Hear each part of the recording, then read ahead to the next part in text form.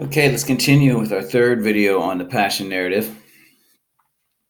We're getting now to the actual trials of Jesus. So Jesus has been arrested after being betrayed by Judas Iscariot. He was denied by Peter 3 times. And here he is alone facing the Jewish Council of Elders.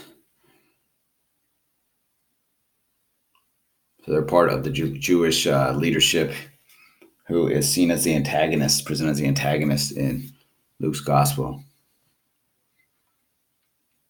And you see here that their charge is very political.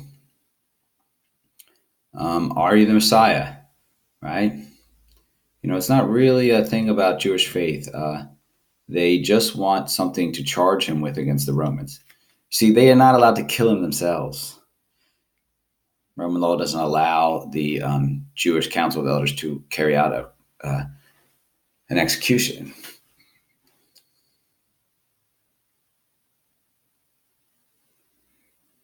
So they're going to try to get it. If they can get him to say he's the Messiah, then they can get him to say that he's saying he's the king of Israel, which would mean he's saying that Caesar, the Roman emperor, is not the king, right? It would be an act of treason. They could say this guy's trying to rebel against Rome. The penalty for that? Death. Death by crucifixion. They hang you on a cross until you die, usually by suffocating because you can't lift yourself up to breathe anymore and your lungs collapse.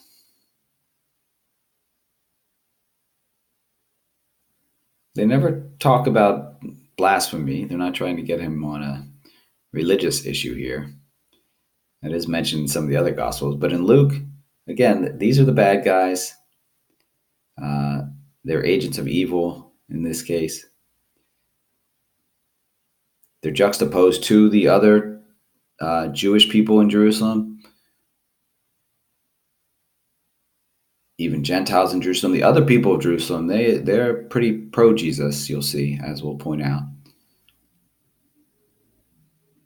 But the Jewish political and religious authorities, they are the bad guys. Now remember that during this time, the average Jew didn't like those guys anyway. They weren't the guys that they wanted to be in control. They were people who were rubber stamped by the Romans. So it really shouldn't be surprising if you understood the context that the religious leaders would say one thing while the people would say another, because the people didn't see those religious and political leaders as authentic Jewish leaders anyway. But when Jesus is asked, are you the Messiah? What's his answer? Right? If I tell you, you wouldn't believe it. But what does he call himself? The Son of Man. Right? The Son of Man.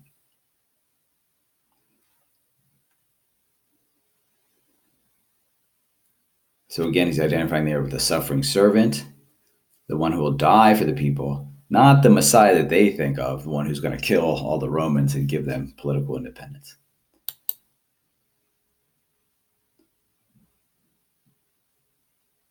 So they take him to Pilate.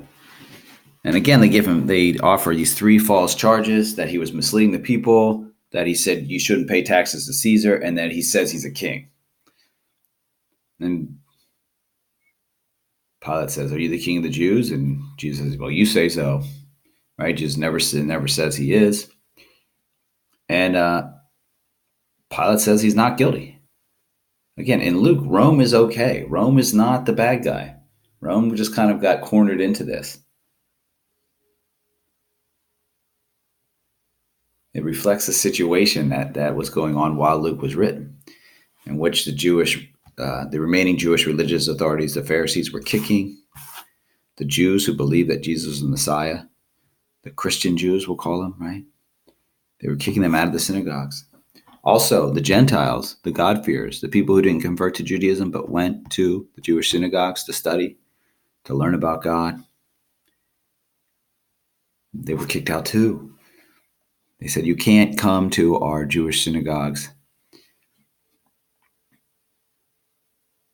if you believe Jesus is the Jewish Messiah.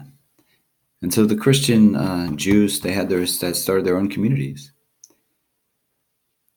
And eventually they allowed people who were not following all the law of Moses to come in. That's how the church started. And you see that dynamic here, where Rome's not the bad guy, even though they were the ones who actually killed Jesus. No, it's put on the Jewish religious authorities, not all the Jews.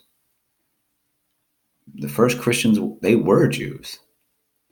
And Luke understands this. So Luke constantly has people, Jew and Gentile, in Jerusalem who are accepting of Jesus, who are supportive of Jesus. It wasn't the whole city. It certainly wasn't all the Jews, right? But no, it was these fake Jewish leaders, people who are not respected as real Jewish leaders by the average Jew anyway. There they are, accusing him harshly. All right, so now they take him to Herod. Now, Herod was one of these Herodian kings in Galilee. Right? He was half Jewish. He was from this half Jewish family who was raised and trained in Rome. And they brought him over and they said, "Oh, see, look, you can be the king here in this case, Galilee, the Jewish province of Galilee." But of course, all the Jews there knew that he was not a real Jewish king. He was simply a Roman puppet who happened to be half Jewish. And they say here, Herod was glad to see Jesus. He wanted to see, he was Jewish, kind of. And he wanted to see this man who was working all these signs. He wanted to see one himself. But when Jesus wouldn't respond to Herod, he had him treated poorly and mocked. They dressed him up like a fake king, and they sent him back to Pilate. And they became friends.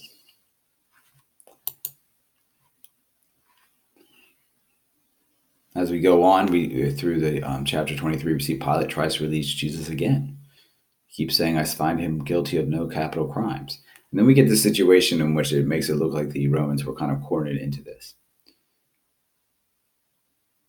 Because Pilate says, "I will release to you a captive." They said they had a tradition during the Passover, the feast, they would let someone go. So they had this freedom fighter or terrorist, insurrectionist, I guess is the most neutral term we can use, Barabbas. He had actually killed people in his attempts to fight against the Romans. And Pilate says, "Who do you want, Jesus or Barabbas?" Now, again, this kind of seems like Barabbas is like the example of the violent insurrectionist, right? He's what people wanted Jesus to be. So it's not a surprise that the crowd picks him. And it's the one time we see the crowd not siding with Jesus so far in Luke, right?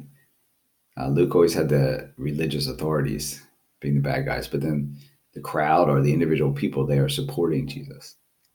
And the religious authorities were even, and the Jewish authorities were even afraid to arrest Jesus because he had the crowd support. But here, when they said Barabbas or, what you got to understand is what Barabbas meant. Both, would have meant to the people in Jerusalem at the time, but also to Luke, right? Because what did actually happen between the time of the reported events, around 33 BC, and the time that the Gospel of Luke was written? There actually was an insurrection. There actually was a rebellion against Rome, and they got destroyed. So there's irony. They're going to choose the resurrectionist Messiah. They're going to choose the person that's going to fight off the Romans violently. And the people hearing the gospel The people in Luke's time all know what a terrible mistake that was.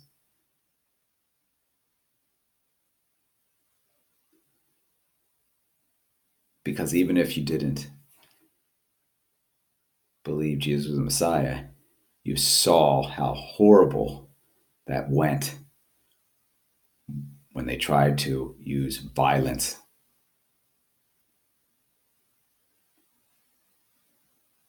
to give themselves political independence, right?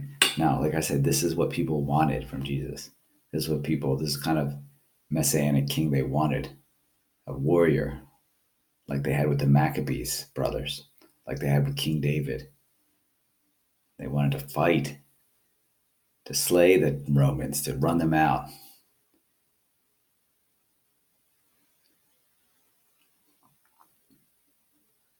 But as Burns says, there's a terrible irony then in the choice for Barabbas, rejecting on a trumped up charge of sedition the messianic king who would truly bring peace. And you will see that in Acts, in the early Jerusalem community.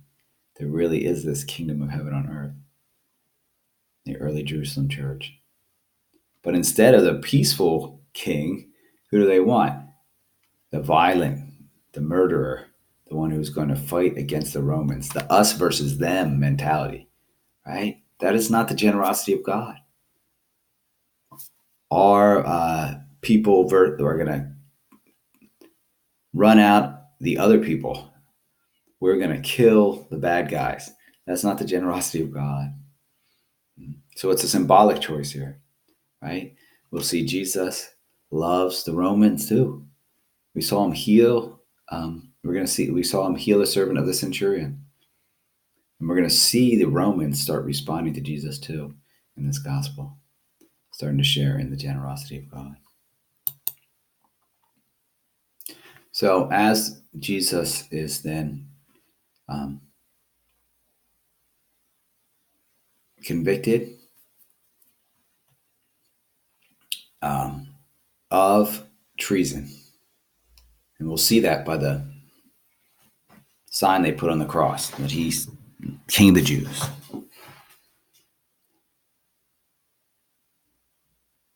Even as shady as his trials were, he's going to get executed by the Romans, right?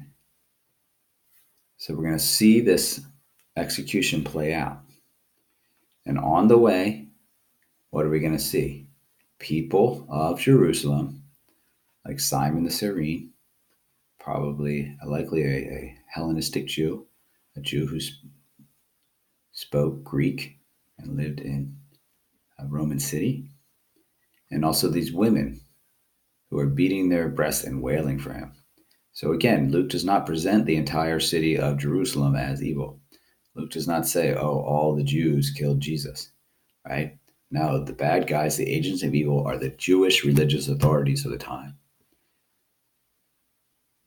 The average Jew can be seen supporting Jesus. And here we go, the actual crucifixion. And they crucify him there with these two criminals. Now, they were criminals, yes, but they were specifically insurrectionists, freedom fighters, or if you're a Roman, maybe you call them terrorists, right? They were violent folk. And we'll look at that in a minute. You might be able to anticipate one on his right, one on his left. You might be able to anticipate what thematic structure Luke is going to use there.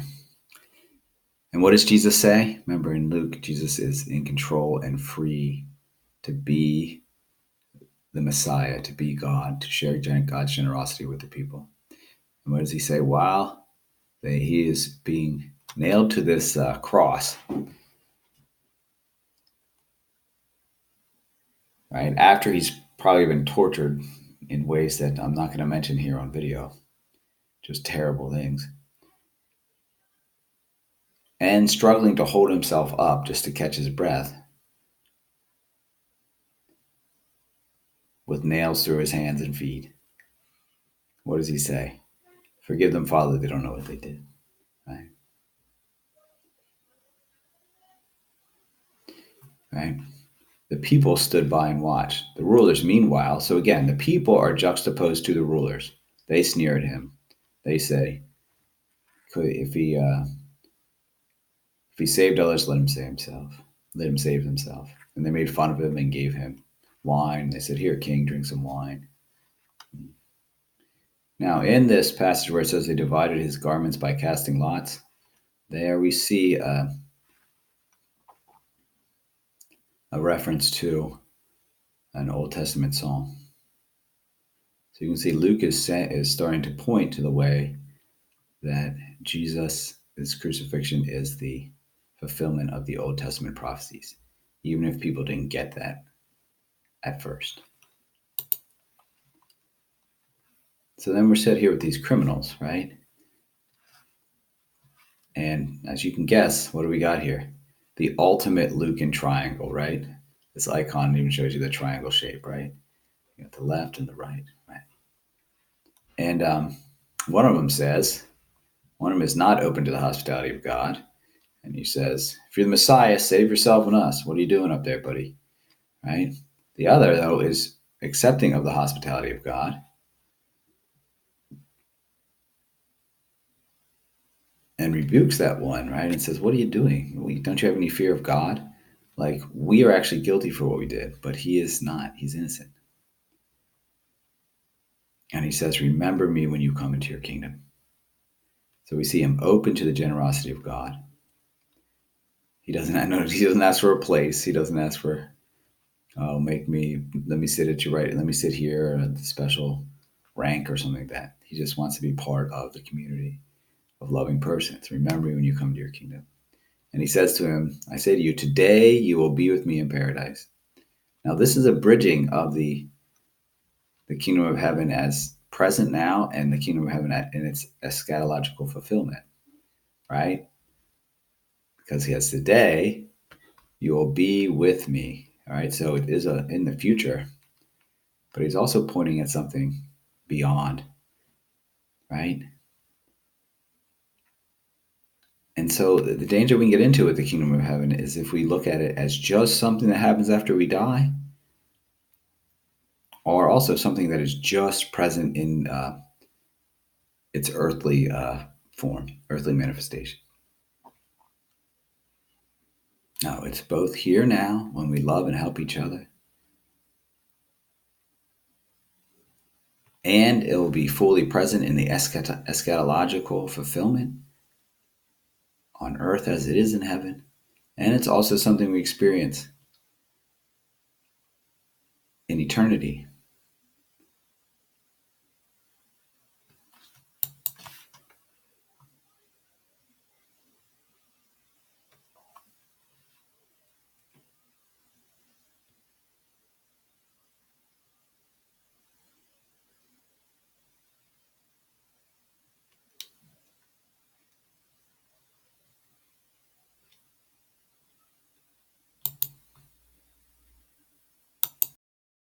Byrne puts it on page 199.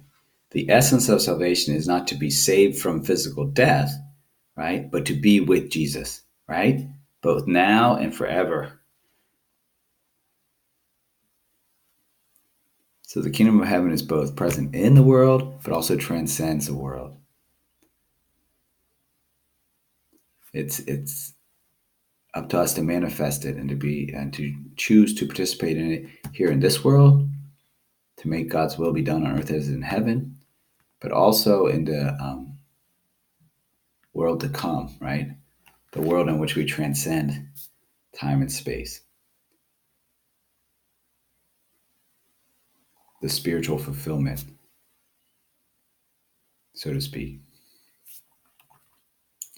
And again, this movement by this criminal next to Jesus, Byrne points out, is supposed to provide a point of insertion, right, for us, that we are ready to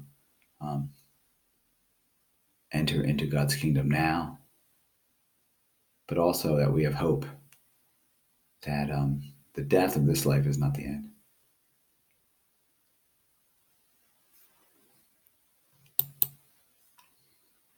Okay, so Jesus dies. fully human, and he is able to die. And so there's a sign here when it gets dark, right? All of a sudden in the afternoon. That's a sign for those who want to see it. There's an eclipse of the sun. Then there's this other thing that's done. The veil of the temple was torn down the middle. Now, what is that supposed to mean? Well, if you look at the Jewish temple, and here's the overhead diagram of it, when you went in, you could go into two of these sacred areas. This is where the people would gather and pray, right? And many of the religious rituals would be done. But in this back room, there was a special place that was considered so holy that no one went in there, called the Holy of Holies. It was originally where the Ark of the Covenant, which had the tablets of the Ten Commandments and some other holy objects in it, rested. And something called the Shekinah, the visible glory of God, it appeared like a fire at night and a cloud of smoke in the day. The Shekinah was said to rest here on top of the Ark of the Covenant. And it was so holy that you couldn't look on it yourself. You would be overwhelmed. And so once a year, the priest would go in and look at or not even look at it, but just let it shine on his face. And then he would let it shine on his face for a while. Then he would come out, and the shine of the Shekinah that would then shine on the people. And that was as close as they could get, because you didn't want to get too close to God. You just couldn't handle it. Well, guess what happens, though? The veil of the temple was torn down the middle. What are they saying? They're saying there's no longer a separation between God and man. When Jesus fulfills his mission to be fully human and fully divine, he's a human being who loves like God loves. Even the people who were torturing to death, he prayed for, right? What does this do? This redeems human beings. This reunites the human beings with God. And so there's no separation anymore. We don't need a veil. We don't need a curtain between us and God. That's now gone. And we are back in union with God. That's what we call being redeemed. This is what we call being saved. This is what we call union with God.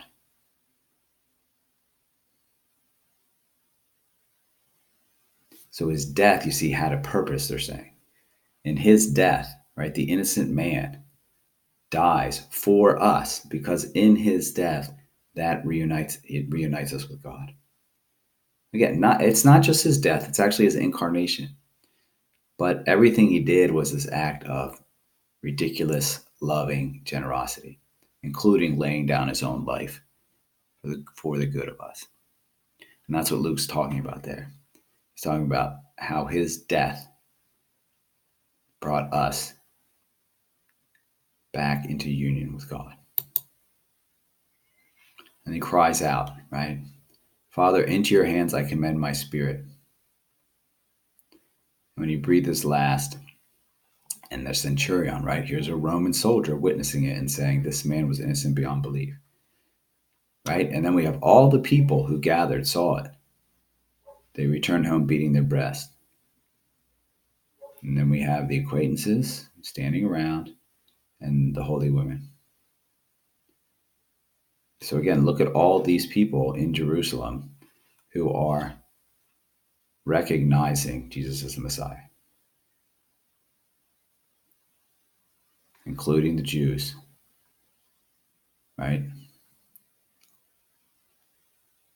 And a Gentile, a non-Jew, a Roman, a member of the oppressive Roman forces.